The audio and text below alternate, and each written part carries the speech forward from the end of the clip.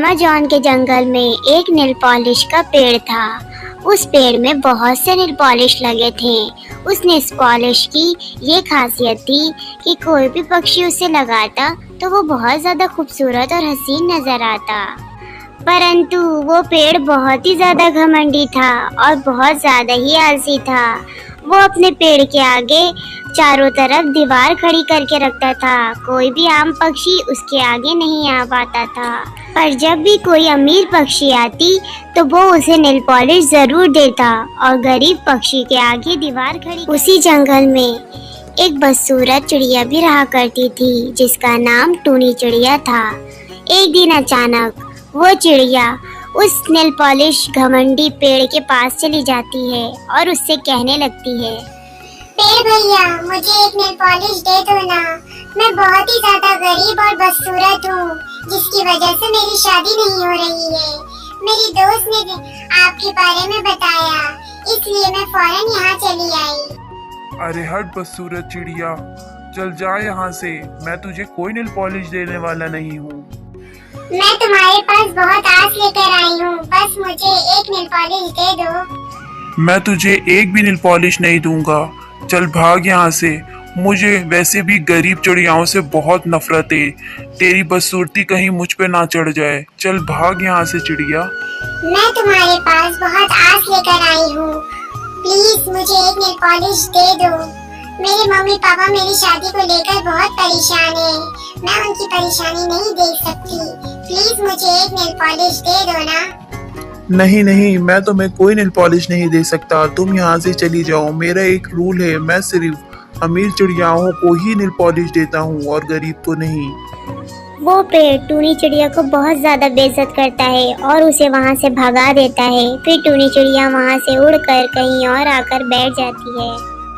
फिर एक अमीर कौवी एक उड़न तस्तरी में आती और कहती है, पेड़ भैया, मैं जोजो हूँ, टीटू सेठ की पत्नी हूँ।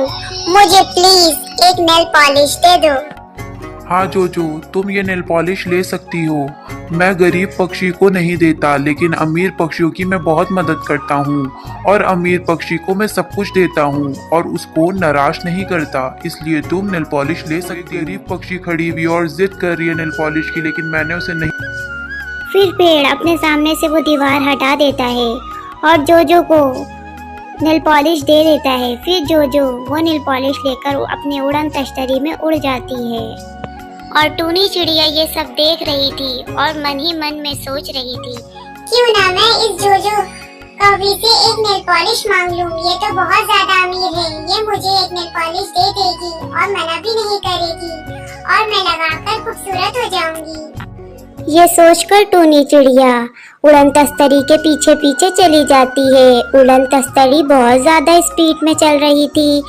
टूनी चिड़िया उसके पीछे पीछे रहती है और काफी पीछे हो जाती है। ऐसी करते करते टूनी चिड़िया दूसरे जंगल पहुंच जाती और उड़न तस्तरी अपने गुफा में चली जाती और वहीं पे टूनी चिड़िया उसे देख रही होती है कि उड़न तस्तरी से गुफा में जाते ही वो टूनी चिड़िया बदल जाती है एक बूढ़ी चिड़िया की तरह। कौवी तो अभी बहुत जवान थी, ये बूढ़ी कैसे हो गई? टूनी चिड़िया एक पेड़ में बैठकर सब देख रही थी कि जोजो कौवी नेल पॉलिश लगाते ही जवान कौवी हो जाती है। अरे वाह, ये नेल पॉलिश कितनी शक्तिशाली है, इसे लगाते ही मैं फौरन जवान हो गई। अगर मैं उस पेड़ को राख बनाकर खा लूं तो मैं तो हमेशा के लिए जवान ही रहूंगी और कभी भी बुढ़ापा नहीं आएगा। इतना कहकर चूचू कौवी हंसने लगती है और टूनी चिड़िया मन ही मन में कहती है, ये तो बहुत खतरनाक कौवी है, ये तो पेड़ भैया को मारने में लगी है। मुझे जल्द से जल्द पेड़ भैया को ये बात बतानी पड़ेगी, नहीं तो उनकी जान खतरे में आ जाएगी। ये सब सुनकर टूनी बहुत चिंतक हो जाती है और बहुत ज्यादा उदास हो जाती है। फिर टूनी चिड़िया फौरन से ही पेड़ भैया के पास आती है और उसे सारी बात बता देती है और उस सब की बात सुनते ही पेड़ भैया कहता है, अरे चुप बदसूरत चिड़िया, मैंने तुझे मना किया था ना। मुझे पता है तू उस कौवी से जल रही है। वो अमीर कौवी है, वो कभी मेरे साथ कुछ नहीं कर सकती। तू मेरा दोस्त बनना चाहती है, ताकि मैं तुझे नेल पॉलिश दे सकूं, लेकिन मैं तुझे कोई नेल पॉलिश नहीं दूंगा। चली जा और फिर यहाँ कभी मत आना। मैं तेरी बात नहीं सुन रहा, तू चली जा यहाँ से। फिर टूनी चिड़िया वहाँ से चली जाती। फिर अगले दिन चूचू कौवी अपने हाथ में हथियार लेकर आ जाती है। पेड़ समझ जाता है कि उसके साथ क्या होने वाला है। वो बहुत ज़्यादा दुखी हो जाता है और अपने आगे एक दीवार खड़ी कर लेता है। वो कौवी के एक बार से ही वो दीवार टूट जाती है और पेड़ के दिमाग में वो सारी बातें ही चल रही होती है और बहुत ज़्यादा परेशान हो जाता है। तभी कहता है, मुझे उस कौवी की बात सुन लेनी चाहिए थी। वो मेरी भलाई के लिए कह रही थी, लेकिन मैंने उसे झाड़ कर भगा दिया और वो चली गई यहाँ से।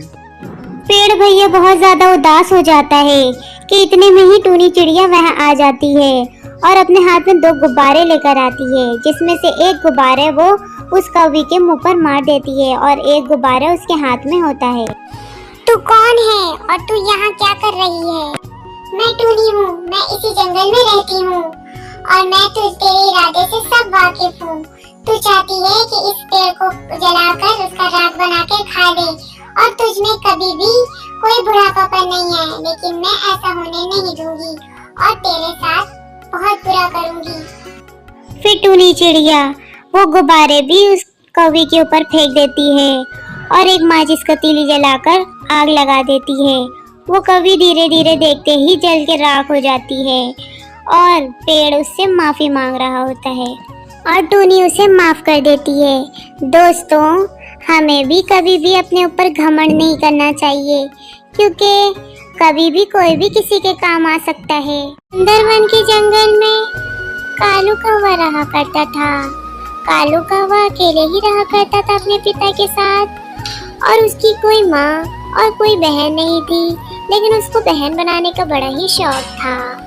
राखी आ रही थी, तभी कालू कौवा और उसके बाबा दोनों वहाँ से जाने लगते हैं। कालू कौवा बड़ा ही अमीर कौवा था और बहुत ज़्यादा ही अमीर था।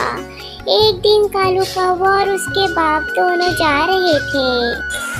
पापा पापा, मुझे बहुत तेज भूख लगी है, मुझे कुछ खाने के लिए ला कर दो।